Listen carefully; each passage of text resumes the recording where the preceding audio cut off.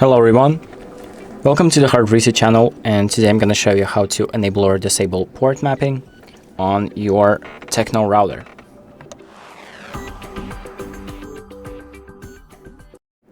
So the first thing that we're going to do is open up our admin page of the router, and to do that we are going to firstly connect to our router's network, and after that we're going to enter the IP address of our router into the browser. So by default it's 192.168.0.1. So let's enter, and if you are logged out, so the password and the username are both admin, both lowercase.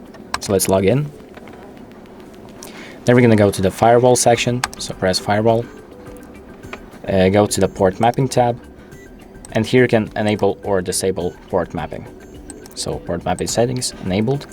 Let's press apply, and it's success. And here you can change all of the port mapping settings.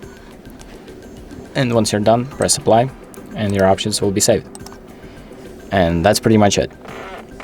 Thank you for watching. I hope this video helps you, and make sure to like and subscribe.